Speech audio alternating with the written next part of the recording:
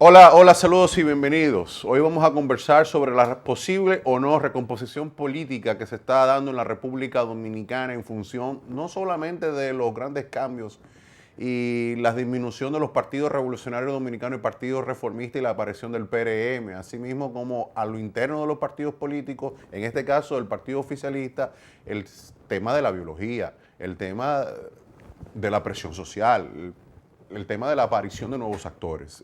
Jonathan Cabrera, mercadólogo, está con nosotros. Muy buena, Jonathan, y bienvenido. Muchísimas gracias, Juan Carlos. Gracias por la invitación. Yo, como siempre, contento de estar aquí contigo. Se fue Jacobo, se fue Salvador, se fue Peña. Eso es en el PRD. En el PLD se fue Bosch y se han ido otros, pero no de tanta connotación por el liderazgo que Bosch imprimió dentro de su formación individual y de su universalidad. Peña se fue también. Entonces ahora se va a Atuey de Camps. Y luciría como que hace 10 años hablar de que Atuey iba a salir del escenario político no era algo que era dable a partir de la catástrofe, de la desgracia que acaba de ocurrir. Los mismos actores de posguerra, es decir, la misma generación post-Trujillo dirigió hasta hace poco. Leonel, que llegó a los 40, 42 años al poder, ya hoy es un señor de tercera edad. Es decir, igual el presidente de la República, Danilo Medina, asimismo toda esa generación. En las elecciones pasadas, el 2016, han empezado a mostrar una serie de rostros. Pero la política no es a 100 metros. La política es fondismo. La política es a 10.000 metros. Sí, bueno, has hecho una introducción interesantísima. Yo creo que la política dominicana, a raíz de la muerte de esos líderes que tú acabas de mencionar, muchos de ellos que tuvieron o se gestaron durante la dictadura de Trujillo en oposición a la dictadura, luego esos liderazgos que salieron tuvieron notoriedad a través de la Revolución de Abril, que son los líderes ya de la posguerra, Peña Gómez, Atuey de Camps, como tú lo acabas de mencionar, pues bueno, dominaron y gravitaron dentro de la política dominicana y tenían un peso demasiado grande en el accionar de la vida pública del país. Con estos líderes había una gran particularidad, y es que tenían una gran formación política. Habían sacado espacio para formarse en la élite política, sobre todo, y recuerdo como ahora que un artículo de Enriquillo Sánchez, el poeta Enriquillo Sánchez, en el periódico El Siglo, ya de hace algunos años, donde él decía que el marxismo era el SIDA de la época. Es decir, había un contagio de los jóvenes de la época, y eso le permitió formarse en términos ideológicos, sobre todo en la dialéctica. Hoy, viendo ya la desaparición de Atuey de Camps, yo no te voy a hablar ya de la desaparición de Jacobo, de Balaguer, de Peña Gómez, de Juan Bosch, que bueno, tenía un peso tan grande que podían sostener un partido político ellos y crearlos. Con su desaparición prácticamente desaparecen esos partidos políticos, sino que con la desaparición de Atuey, un hombre formado en la posguerra, creado un producto de eso, yo creo que ya se comienza a dar una sustitución biológica en la República Dominicana de los liderazgos, que comienza a abrir una puerta y que era, yo creo que la generación mía, lo que somos de la generación del 70, 74, teníamos que apostar a eso porque con el historial o digamos que la costumbre caudillista que hay en la República Dominicana, sería imposible abrirle los espacios a un relevo de manera, ven tú, mijo, ven, vamos a formarte, sino que el joven que llegara tenía que hacerlo como lo hicieron los trinitarios, que era dando un trabucazo, dando patadas, como lo hizo Peña Gómez, que fue parándose, pero ya la República Dominicana no tiene una convulsión social o el mundo no te está, bueno, la República Dominicana, el mundo va muy cambiante, de que te permita generar rupturas sociales, que salgan nuevos liderazgos de la calle. Entonces yo creo que hay nuevos rostros. Yo creo que el rostro ahora mismo más cimero, pues sin duda, es David Collado, que viene ya a trillar la parte de la sustitución cronológica que se viene dando. A mí lo que no me queda claro es el tema de la formación política. Porque el Estado es una concepción filosófica y para tú entenderlo y abordarlo tienes que tener una formación muy profunda, sacar tiempos. Yo creo que una de las cosas que caracterizan a mi generación es que se formaron en un vacío de ideología y se centraron y fueron captados por el capitalismo y el neoliberalismo.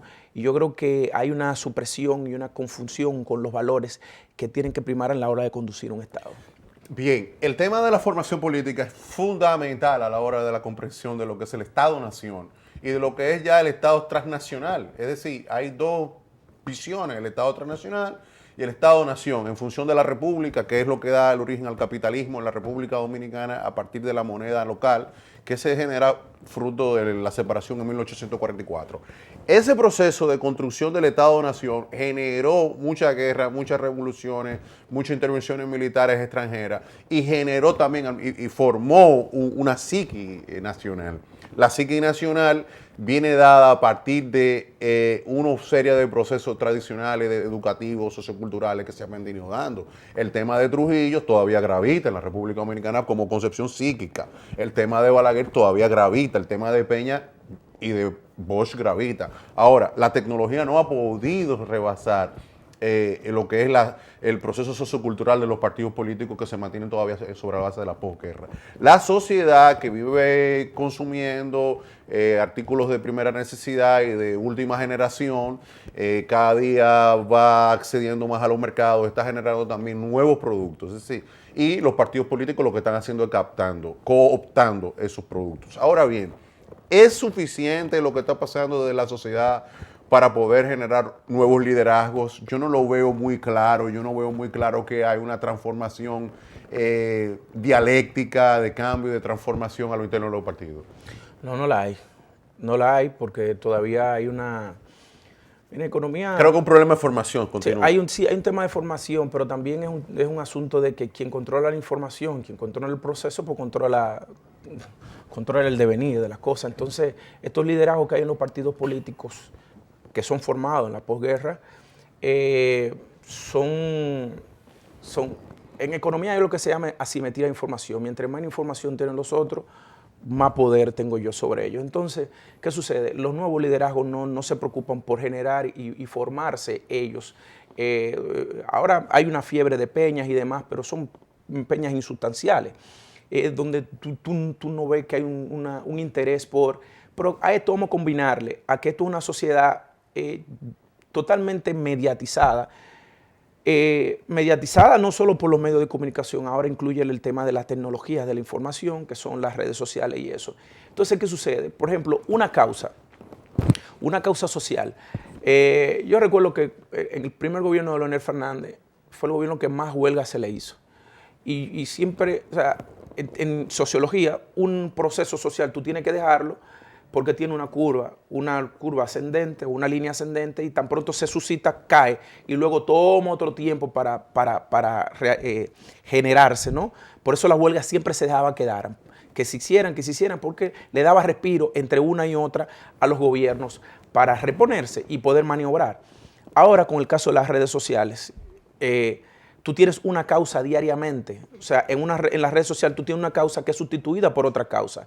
Entonces, ¿qué pasa con esto? Esos liderazgos a sí mismos ven la sociedad y ven el Estado. Entonces no lo ven como una continuidad, que es algo que hay que darle, que una política pública no es algo que tú tomas ahora y lo sueltas, que evidentemente tú tienes una presión a nivel de opinión pública a través de la sociedad, de las redes sociales, pero que puede ser sustituido por otro. Entonces, los nuevos liderazgos tienen que entender el Estado-Nación como tú lo planteas en función de eso, pero además que esos líderes de la que tú mencionas que mantienen vivo todavía el trujillismo, pero que mantienen vivo... Como cultura. No, porque es una cultura entre ellos, el tema del intervencionismo, porque fue que lo vivieron. El tema del caudillismo. Es el caudillismo. O sea, yo no puedo hablar de Balaguer, yo no puedo hablar de Trujillo porque no lo he vivido. Yo no puedo hablar de intervencionismo porque no lo viví. Correcto. Entonces, pero igual pasa en América Latina. Fíjate que ahora los fenómenos que se están dando en América Latina no son intervencionistas, sino que son a través de la vía del derecho. O sea, el político, el presidente, el ministro, el general, que no obró debidamente, tú puedes estar seguro que los Estados Unidos ya no va a mandar tropas, va a maniobrar para que en términos judiciales esos personajes vayan presos. Está pasando en Centroamérica, está pasando en Brasil. O sea, entonces ya el tema de la intervención cada vez lo verás menos, porque ya lo que hay es una judicialización de la política y los liderazgos nuevos tienen que entenderlo. Bien, el panorama político dominicano es muy confuso, porque estudiándolo con tranquilidad y reflexivamente, de una forma reflexiva, uno puede observar, por ejemplo, que en realidad en República Dominicana hay un partido. Es decir, más allá y un partido en descomposición, como es el oficialista. En términos no de gobierno, sino en términos de institucionalidad democrática, de constitucionalidad. Cuando tú observas, por ejemplo, hay un inmediatismo respecto de lo que estamos conversando y de la dictadura de las encuestas y de la dictadura de la opinión pública. Eso está imponiéndose sobre la base de los liderazgos de formación y eso está produciendo, por ejemplo, políticas públicas de menos calidad, políticas públicas que van en beneficio de una minoría, no de una mayoría. Esa realidad que se fue dando y que fue penetrando en América Latina, en el sur, y que se reflejó en Europa y que se viene reflejando a través de toda la decadencia de lo que significa el sistema de partidos. ¿Es fruto de eso, de la inmediatez, o es fruto de qué? No, tú tocas varios aspectos. Yo creo que, y lo he dicho ya en muchas ocasiones, esa falta de conexión que tienen los partidos políticos con la ciudadanía se viene dando ya desde hace un tiempo. Y es que ya los partidos políticos dejaron de ser vínculos con la sociedad y pasaron la creación de la política pública a los think tanks. Los think tanks son un grupo de gente. ¿De pensamiento? Son gente, no, es que son grupos de élite ya. Ya los gobiernos, los países son grupos de élite. Antes tú hablabas de la élite cuando tú entendías que eran los aristócratas los que hacían la política. Luego tú tienes los políticos de formación, desplazan a los aristócratas de la política y dicen, no, ustedes al dinero, al capital, y nosotros los políticos nos formamos y dirigimos el Estado y las políticas públicas. Ahora hay una sustitución, ahora los partidos políticos simplemente se centran en la parte en la parte electoral, en la parte de captación del voto y en la retención del poder. Y la retención, sí, y la parte de la creación de políticas públicas queda en manos de los think tanks o de los técnicos. Entonces, evidentemente que un técnico en un cuarto frío no va a poder tener una vinculación nunca con la sociedad, porque va a partir de insumos que le llegan de los estudios, investigación de mercado. Yo voy a analizar estadística, el Big Data. Que son medias verdades. Que sí, bueno, porque lo que pasa es que lo mismo, cuando yo diseño una campaña política a un político, yo no puedo trabajarlo directamente con la encuesta. Yo le digo, o con una campaña en los medios de comunicación, yo le digo, yo tengo que decirle, vete a dar la mano. Ve a dar la mano, ve a dar besito, ve a beber café en el callejón con la doña. ¿A socializar? Es que si no toma la temperatura. Juan Carlos, en estos días yo voy a sacar dinero a un cajero y escucho a un guachimán diciendo, no, yo dejé 500 pesos guardados ahí en la cocina de la sucursal del banco, pero entonces yo después 100 pesos para una tarjeta de llamada, le llevé 200 pesos a una señora y 200 pesos a un amigo mío que está enfermo. Esa es la realidad dominicana y eso solamente el político podrá saberlo cuando va al campo, va al ruedo. Entonces, hay una desconexión con el político, sobre todo los políticos que hacen campañas extremadamente mediáticas, y hay una desconexión con la sociedad. Mira, algo debe estar ocurriendo en las mediciones que nosotros no tenemos en este momento, que está estableciendo, por ejemplo, esa desconexión está estableciendo un alejamiento el voto del 16 de mayo con los electos. Es decir, hay una desconexión porque tú te das cuenta que, por ejemplo, en el oficialismo hay dos sectores. Están los dos sectores, los grupos económicos dominantes están supuestamente enfrentados y tú te das cuenta que en realidad en el fondo es una campaña mediática para generar una bipolaridad interna en el PLD para que no surja ninguna fuerza social o política o económica interna en el partido. Eso también se está dando y la desmovilización y la deslocalización llegó y se entronizó como un mecanismo de planificación en el PRD a tal punto de reducirlo a un nivel tal que permita no la amenaza del oficialismo y el mantenimiento del proyecto hegemónico político del PLD. Pero, ¿qué está ocurriendo? Yo me estoy dando cuenta, o uno se está dando cuenta, que dentro de las sociedad hay esa desconexión. Es decir, cada día es más profundo el resentimiento respecto del tema de los nuevos valores que están surgiendo. No en función solo de su capacidad, sino de los abuelos comparan, las madres comparan, Claro. los tíos comparan. Sí, mira, hay una desconexión total. Eso que tú planteas del PRD, yo creo que el PRD ya agotó su ciclo histórico. Sí, yo creo que el PLD, los dos liderazgos que hay, están claros en que ellos no pueden, bajo ninguna circunstancia, permitir que se cree un tercer liderazgo. Sí. Es que no se ha visto nunca. Hay que estudiar la historia dominicana. Si tú metes un nuevo liderazgo con poder, con peso, con carisma al interno del PLD, surge porque lo hay. Por naturaleza. Hay material para, pero entonces tú tendrías que decir que se inicia la descomposición o el fraccionamiento ya en el corto plazo del PLD. El corto plazo en términos políticos electorales, claro, que no de un año a un otro, año, dos sino periodos, que 1, 2, 3 periodos. Exacto, que fue lo que pasó claro. con el PRD.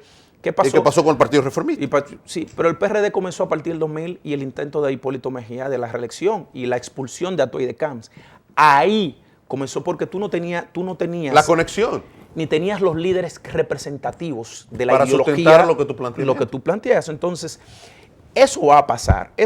Y en caso del PRD, yo creo que ya se agotó su ciclo histórico.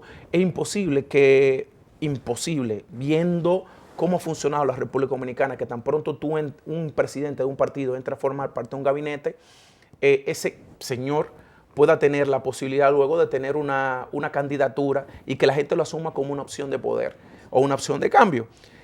De cambio que en poco tiempo la República Dominicana lo va a necesitar, y lo va a necesitar porque ha habido un desconocimiento o un solapamiento de las funciones entre las que tiene que tener un político y cuando el político se convierte en empresario. Yo creo que son dos cosas que tienen que tienen que estar separadas. Por lo que te decía, ya los Estados Unidos no va a parar un portaaviones ahí en el Caribe. Va a obrar para que esos políticos que no se abocan a la transparencia, el siglo XXI es el siglo de la transparencia.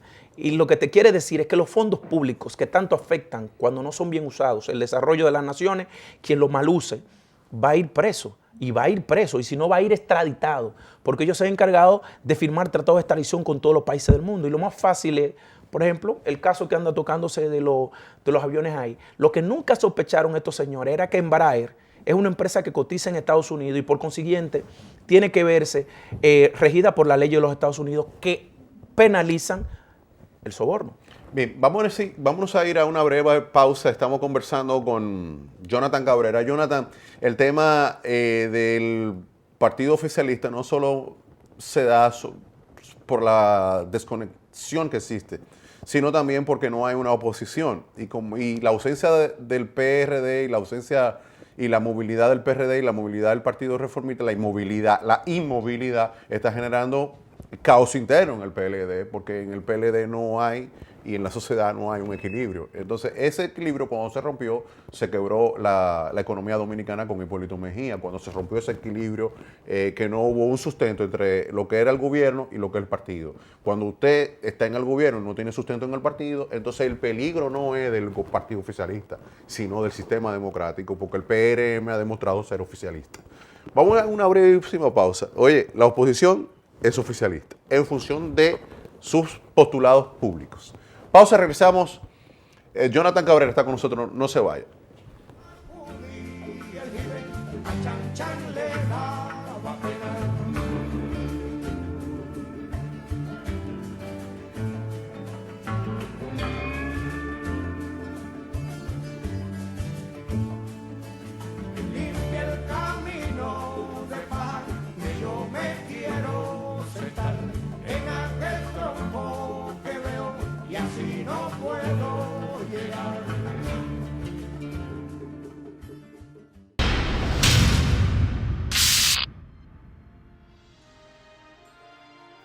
Señoras y señores, estoy decidido a hacer de la inversión pública un pilar del desarrollo, además de un ejemplo de transparencia y eficiencia.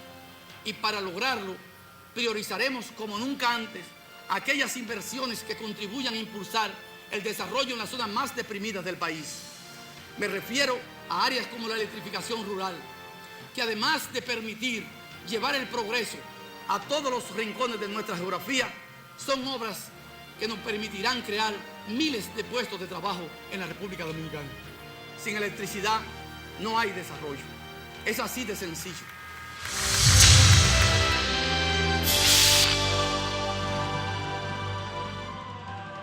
Edesur anuncia la ampliación de su moderno sistema de medición y monitoreo a distancia Telemedida, que además de medir el consumo y cortar y reconectar el servicio a distancia, detecta inmediatamente cualquier falla técnica, fraude, anomalía o alteración que se produzca en el medidor. No te pongas inventando, paga tu factura al día, que Telemedida te está chequeando. Yo no cojo corte con eso de la luz.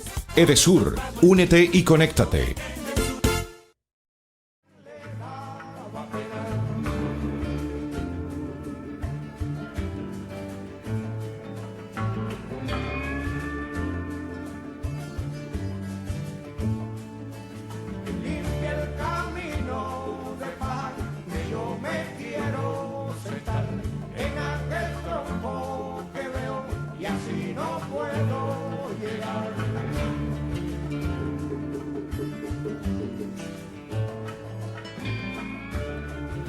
Regresamos. Sosteníamos un diálogo, estamos hablando con Jonathan Cabrera, regresando, estamos hablando sobre recomposición política en la República, o más bien recomposición sociopolítica en la República Dominicana, porque tiene que ver mucho con el tema social y económico, de las fuerzas sociales y económicas que empujan un proyecto político. Pero entonces estamos hablando de los liderazgos express, y ahora nos recordamos de Color de Melo, y nos recordamos de la década de los 80 y de los 90 en América Latina, donde hubo una recomposición, donde surgieron todos estos nuevos liderazgos que usted ve de Lula, Chávez, etcétera, y fue producto de ese liderazgo express para controlar los presupuestos. Yo pienso eso, yo pienso que los liderazgos que están saliendo hoy no son liderazgos sacados de incubadoras políticas y de centros de inteligencia, como pudo haber surgido en un momento determinado Leonel y Danilo. Leonel y Danilo son productos, usted puede estar en contra o no, o a favor o no, pero son gente que está bien formada. Entonces eso ocurrió con Jacobo, con Salvador, con Peña Gómez, con el Bosch. Entonces eso, lo que yo estoy viendo, observando, es una decadencia de ese proceso. Bueno, lo que pasa es que ya las técnicas del marketing te permiten a ti entre 4 y 8 años crear un producto político. O sea, vamos a ver, Juan Manuel Santos viene una de las familias oligarcas de Colombia. Y fue un hombre que, bueno, entró al gobierno de Uribe, pero él comenzó a trabajar su proyecto 4 años antes, desde el Ministerio de Defensa. ¿Y con qué dio el traste? Con la presidencia de la República. Obviamente que el uribismo, sí, como fuerza agrícola, agraria, sí, le dio el empuje. Sí, le dio el empuje, y luego él se demarcó porque simplemente no comulgaba en términos ideológicos, pero que además tenía que trazar su propia impronta. Mira, yo creo que sí, que hay unos liderazgos express que se están viendo en el mundo. Mira, Syriza, 40 años. Tú tienes a Pablo Iglesias, tú tienes a Albert Rivera, y así hay otros liderazgos. Por ejemplo, ahora mismo la actual alcalde de Roma es una muchacha joven que viene del movimiento 5 Estrellas con Beppe Grillo. O sea, hay una cantidad de liderazgos que son express, que no se han formado en los partidos políticos como tal, sino que entran a partidos políticos amparados, ya sea por grupos económicos o, en el caso de los que te comento, que son Pablo Iglesias o Syriza, o el caso de Beppe Grillo, lo que hacen es que capitalizan un descontento que hay en una sociedad que tiene unos altos niveles de educación y que tienen exigencias totalmente diferentes. Es muy posible que nosotros veamos, por ejemplo, un liderazgo express fue Marco Enrique Ominami en Chile, que llegó a ocupar un tercer puesto en las votaciones hace unos cuantos años. Entonces, eso se da. A mí la preocupación mía que yo tengo con el porvenir de la República Dominicana y la generación mía que le tocará gobernar es la preparación para entender el Estado. para entender la nación, para entender el tema de las políticas públicas, para entender la pobreza, cómo se va a abordar el desarrollo, cuáles son las modificaciones, las transformaciones que puede haber en la sociedad. Porque hay una cosa que queda clara, Juan Carlos. La generación que nos precede, esa que ya comienza a partir y que nos está diciendo adiós, tuvo los recursos para crear las transformaciones en la República Dominicana y no lo hizo, de manera que mostró un altísimo grado de ineptitud, porque tuvo fondos, recursos, tuvo estabilidad económica, tuvo paz social para generar las transformaciones y no la pudo lograr, ¿Tú quieres decir? Entramos a un tema importante. Ellos tuvieron intervenciones militares, ellos tuvieron una dictadura de 30 años, ellos tuvieron también una dictadura de 12 años que se convirtió en 20 en maquillada con Balaguer. Ellos tuvieron un proceso de tara histórica, tuvieron demasiadas convulsiones, demasiadas revoluciones, demasiados golpes de Estado, demasiado caudillismo como para poder avanzar. Y para la psicología del dirigente de hoy, de que ya es septuagenario, esa generación que se va ya tiene 70 años, ellos todavía tienen, por eso te digo, la impronta del trauma de la posguerra, la impronta del trauma del caudillismo. Entonces así ve la sociedad, la ve como la vivió. Es decir, no se ha logrado adaptar y quizás por eso no ha resuelto el problema eléctrico. Quizás apenas ahora está tratando de resolver el problema de la lectoescritura. Entonces, problemas básicos elementales que ellos no pudieron la oportunidad de ver, pero no obstante mantuvieron y llevaron un proceso hasta este momento en decadencia, en mediocridad, en personalismo, en verticalismo, porque eso fue lo que aprendió esa sociedad. Pero entonces, el problema que yo me trato de enfocarte contigo en la conversación es que eso está haciendo eclosión en este momento. Pero evidentemente, es que yo cuando hago ese análisis, a partir de lo que tú planteas de la generación de electricidad, la salud, la educación, la pirámide de Maslow, los países nórdicos se centraron en la pirámide de Maslow. La primera parte son la seguridad, es decir, alimentaria, educación, seguridad un techo, social. O sea, la salud, la alimentación. En la República Dominicana, yo siempre dije que en la República Dominicana se trató de incentivar el analfabetismo, porque era la manera de conducir siempre a la sociedad hacia un matadero electoral. O sea, nunca hubo y por eso tú lees Cartas a Evelina, que es del 1919, y la lees hoy en el siglo XXI, pero en el 2017, y estamos atravesando por los mismos problemas. Es decir, aquí no estamos hablando con que el transporte público, por decirte algo, tenga plataforma para que mi papá, que tiene 75 años, la plataforma baje y mi papá sube y puede utilizar un transporte público. Que una persona con discapacidad puede utilizar el transporte público. Que yo no tenga que conectar una bomba ladrona para que sube el agua, que no llega el agua, que yo tenga que comprar un tanque de agua siendo una familia pobre de 600 pesos o hacer una cisterna. Pues, ¿de qué estamos hablando? Estamos hablando del tercer mundo. Estamos hablando de la ineptitud de una generación que ya tiene que dar paso. Juan Carlos, en las elecciones pasadas, ahora en la reciente, Vicente Sánchez Baré fue de nuevo candidato a senador. Pero eso tiene una respuesta específica. Hugo Tolentino Dip fue candidato a diputado. Euclides Gutiérrez Freli dice que no lo sacan de ahí. Comprendes, o sea, y tú dirás, bueno, ¿y hacia dónde que vamos? Entonces, ¿será que lamentablemente tendrán que morirse para que puedan acceder unos liderazgos que se pondrán a prueba? Porque tú tienes amigos que llegaron con 33 años a una consultoría jurídica del Poder Ejecutivo y no obraron con la suficiente madurez. Correcto. Entonces, ¿tendrán la madurez para afrontar los desafíos? Esa es la pregunta que yo me hago y es la inquietud que tengo. Mira, es absurdo lo que tú estás planteando, pero es verdad, es así, tiene mucho sentido.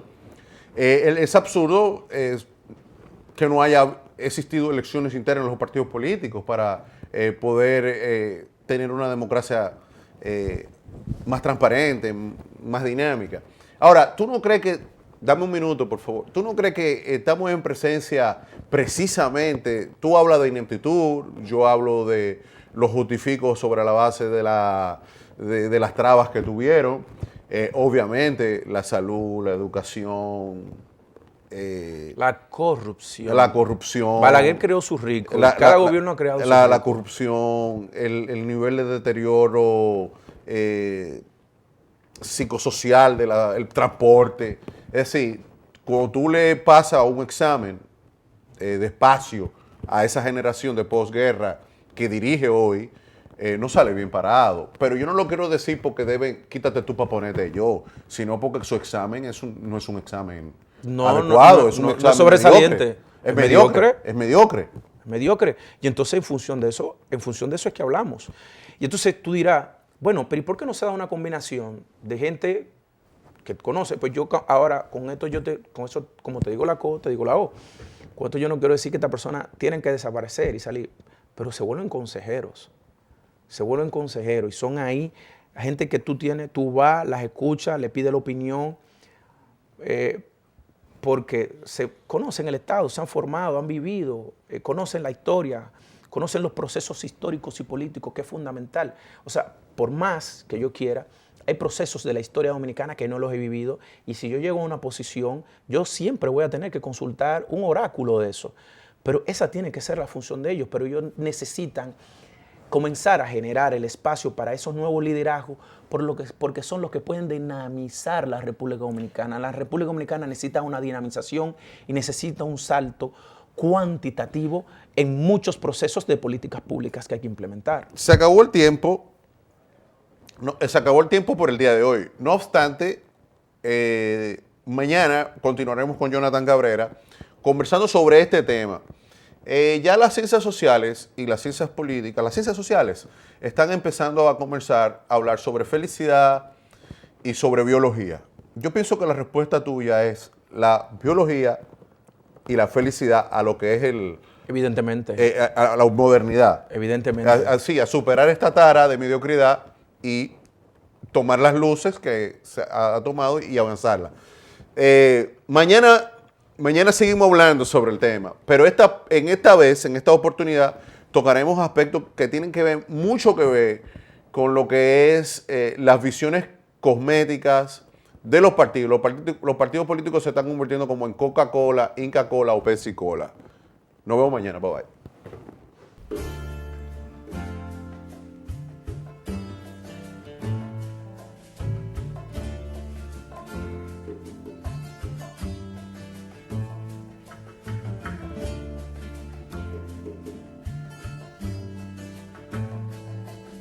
De Alto Cedro voy para Marcané, llego a Puerto, voy para Mayarín.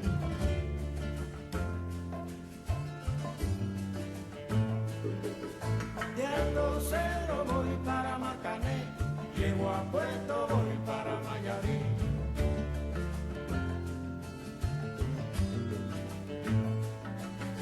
De Alto Cedro voy para Marcané, llego a Puerto, voy para Mayarín.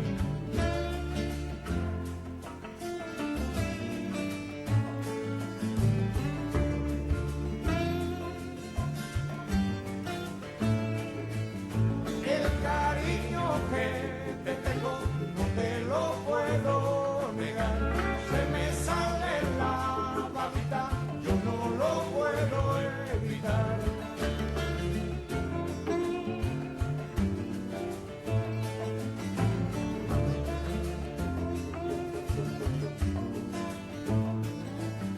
Cuando Juanita y Chan Chan